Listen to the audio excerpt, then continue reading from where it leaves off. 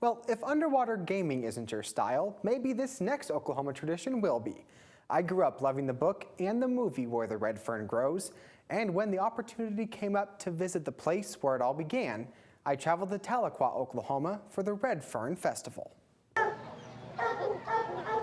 It's the sound of Southern tradition, coon hunting, and it took center stage at the 2011 Red Fern Festival in Tahlequah.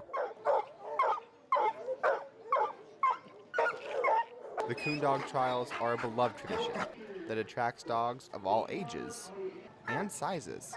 But he runs so many coons, his legs got short. But the two things they all have in common is their keen nose and that distinctive bark.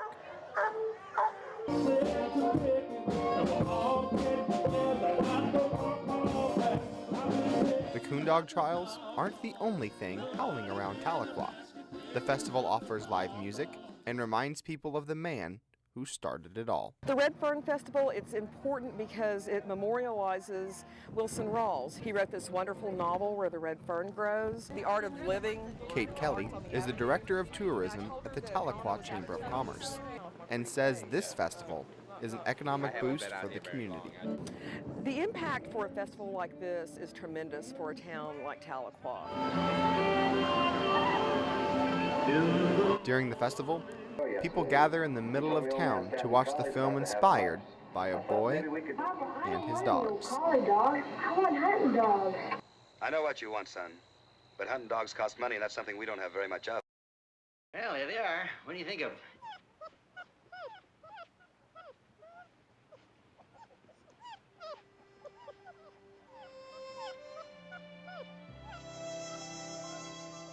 Born in 1913, Rawls knew the tough times of the Great Depression. Riding the rails as a teenager, he wrote his tales on any scrap he could find. During those 3 years that I bummed around all over the country, I kept writing. I couldn't quit.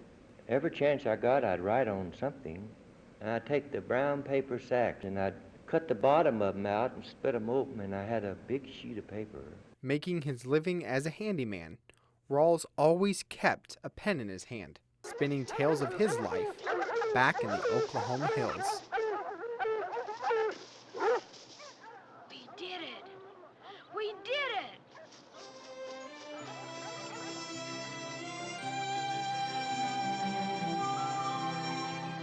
The book and movie written by Wilson Rawls touched the lives of children all across America. The man responsible for tracking every fan letter and publication is archivist Tom Mooney. I just think this is evidence he's really and truly liked the kids and they enjoyed making these school visits. Carefully archiving every fan letter from all 50 states, Mooney says Rawls kept every one and cherished those who wrote them. It's just a good story for kids. In his final letters to some of his friends, Mr. Rawls spoke of his desire to return to Tahlequah. And today, he finally made it back.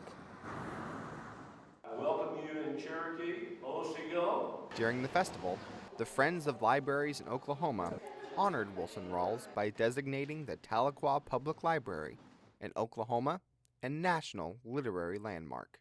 You know that Woodrow Wilson Rawls is a great storyteller. Our Rob McClendon was the master of ceremonies of the event, which showcased the Cherokee Gospel Choir.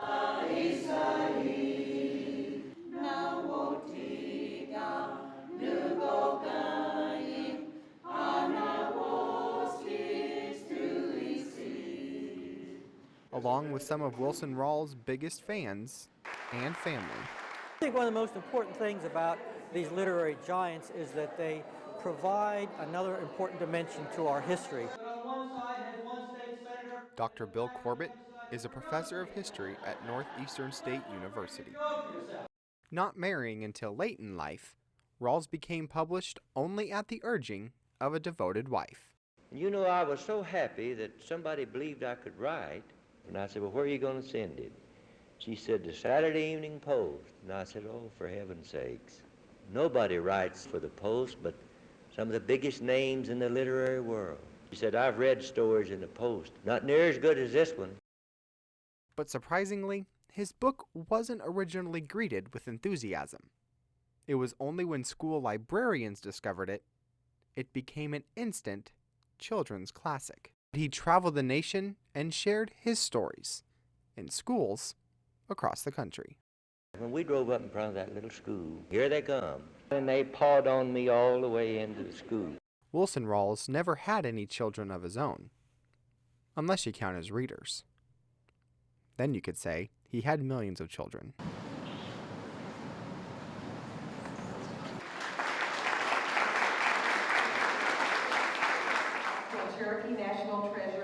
Karen Newer helped organize the event and says this classic boy-dog story is something everyone can relate to. The story resonates with people. I mean, dogs are wonderful. Everybody loves dogs.